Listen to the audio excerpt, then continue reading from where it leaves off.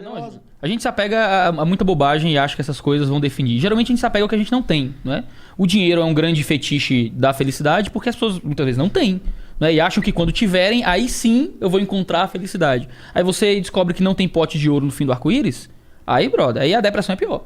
O cara chega no topo e países com IDH elevadíssimo tem o maior índice de suicídio do mundo. Verdade. Né? Porque os caras chegaram lá, tem o dinheiro, posso comprar, posso ter. O que eu faço? E aí? Falta algo. Por que eu tô aqui? Por que eu tô aqui? Essa é a grande pergunta da humanidade no momento que a gente tá vivendo, na minha visão. Agora tu falou uma coisa assim, que é o caminho que Deus setou pra gente, né? Você falou, a gente tá falando que você disse que Deus é uma energia e tal. Deus é uma lógica, na minha opinião. Como é que é isso? Eu não entendo. Até hoje. É tipo, eu não sei o que é Deus. Uhum. Eu não faço a menor ideia que porra é essa, tá ligado? Mas eu sei que essa merda existe, essa parada existe. Eu sei que existe uma direção, é o que eu sinto, tá ligado? Eu sei que existe uma direção, um caminho, existe o lado do mal, existe o lado do bem. Quem que determina o que é o bem e o que é o mal? É Deus, na minha visão, entendeu? Mas eu não consigo dizer que aí, a partir dessa conclusão que existe bem e o mal e que Deus existe, que Deus é algo, que Deus é uma energia, que Deus não quer que eu case, que faça sexo antes do casamento, tá ligado? Eu não consigo ter essa interpretação de Deus. Porque a partir do momento que você fala que existe um bem e um mal, um caminho estabelecido por Deus, pra mim isso invoca uma pessoalidade, uma autoconsciência que provém de Deus, né? Porque como é que uma força ou energia impessoal, eu disse lógica, né? Mas que não tem autoconsciência consegue criar determinações comportamentais, morais, ou um caminho do bem e do mal. Porque falar de bem e mal, pra mim, fala-se muito de pessoalidade. Tem que existir uma mente que projeta o seu caráter para formar o que é bem e o que é mal. Sim, mas isso eu acho que talvez é uma ferramenta da nossa realidade como humano. Nós temos que ter um ego para existir neste universo que a gente habita, entendeu? Mas eu não acho que Deus esteja preso a isso. Acho que Deus não necessariamente precisa ter uma pessoalidade. Ele pode ser uma parada que a gente nem entende. A gente entende a pessoalidade porque a gente é uma pessoalidade. E a gente não consegue imaginar uma vontade sem essa pessoalidade. Mas isso não é necessariamente uma limitação de Deus. Talvez uma limitação da nossa percepção. Talvez o que você esteja dizendo é que Deus ele é mais que uma pessoalidade. E não menos. Sim, exato. Entendeu? Deus ele transcende a mera pessoalidade. Ele é... Individualidade para Deus eu acho que é um conceito raso para Deus, ele ser um indivíduo. Acho que ele não é limitado a um indivíduo, sabe? Por isso que é trindade, né? Por isso que a gente fala de Pai, Filho e Espírito Santo. Mas é mais do que isso, né? Se na doutrina cristã, Deus ele se manifesta em três autoconsciências, né? Que é o Deus Pai, Deus Filho e Deus Espírito Santo. É um dos grandes mistérios da teologia, né? Como é que Deus pode ser três e um ao mesmo tempo e tal. E sei lá, só é o que está escrito. É porque ele transcende a pessoalidade. Exatamente. Nota 10 pro Igor. Aí. Então você, na sua percepção, Deus também não é um Deus pessoal. Não, Deus, assim, a ideia é que, uma vez que ele é mais do que uma pessoalidade nesse sentido, Deus é pessoal. Ele é pessoal. Ele também é pessoal. Ele também é pessoal. Ele se manifesta para além das limitações da nossa visão de pessoalidade. Porque o que é um ser pessoal na nossa visão, né? É uma autoconsciência. Eu tenho uma limitação física, eu não posso passar para além do meu próprio corpo. Eu tenho uma limitação histórica de onde eu vivi e tal.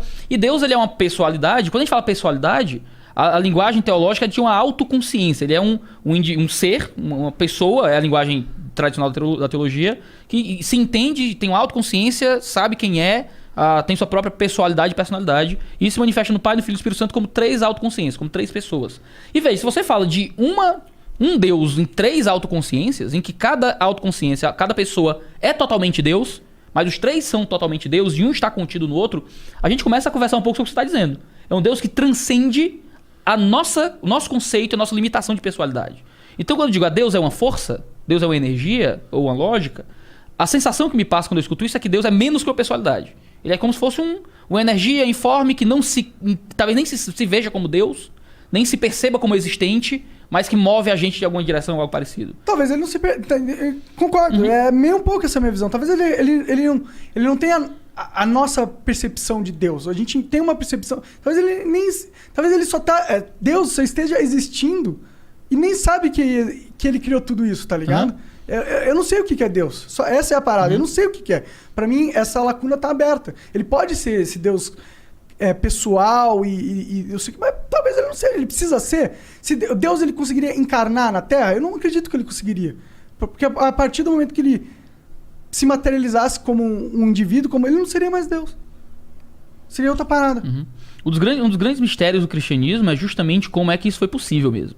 A linguagem que é usada em Paulo, a linguagem que é usada nos evangelhos, é uma linguagem mesmo do absurdo quase, né? De como é que Deus vira homem, como é que o autor da vida nasce de uma mulher, né? Como é que o verbo eterno tem que aprender a falar, como é que o incontido entra num corpo, né? Como é que o autor da vida morre, sabe? E realmente essa sensação tem que ser gerada na gente. Como é que pode isso? Isso é absurdo, cara. Mas esse é o grande absurdo da mensagem do evangelho. De que a gente tem Deus, um ser pessoal, segundo a visão cristã, segundo a visão judaica, da maioria das religiões monoteístas do mundo, um Deus pessoal, que olha pra gente na nossa miséria, no nosso pecado, nas nossas falhas, e escolhe se tornar como nós para se tornar uma ponte entre nós e ele. Né? Isso é uma mensagem que, sim, é absurdo.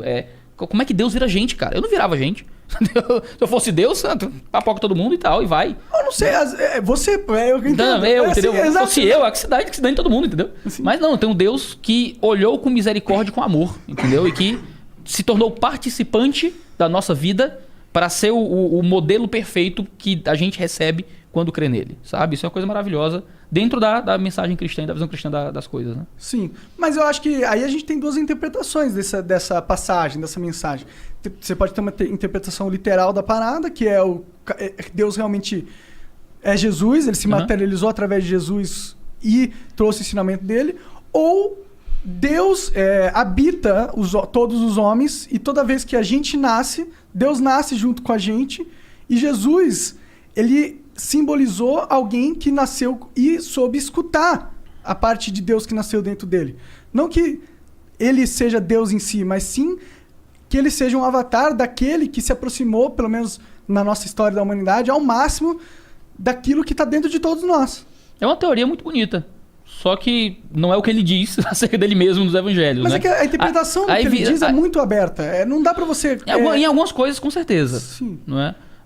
Quando a gente vai lendo a mensagem dos evangelhos, vai lendo tudo que a gente tem sobre Jesus, né? Que é a Bíblia e alguns relatos históricos um pouco difusos, mas a Bíblia é o principal relato histórico sobre Jesus. A gente encontra um Cristo que fala de si mesmo, não é? Que fala acerca de si, e algumas vezes ele fala parábolas, coisas difíceis de interpretar e tal, mas é isso ou é aquilo, e os teólogos ficam se matando e justificando seus salários, de ficar tentando descobrir os salários, o que é essas coisas, né?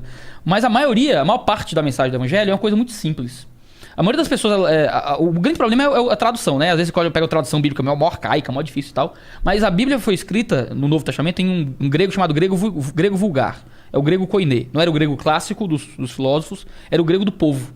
Então o Novo Testamento era um livro fácil de ler.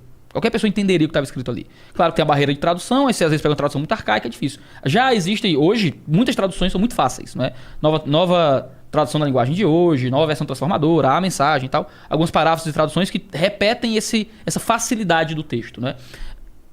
Qualquer pescador, qualquer pessoa letrada, qualquer um que ouvindo a leitura do Novo Testamento, entenderia o que está sendo dito ali. Porque é um texto fácil, simples.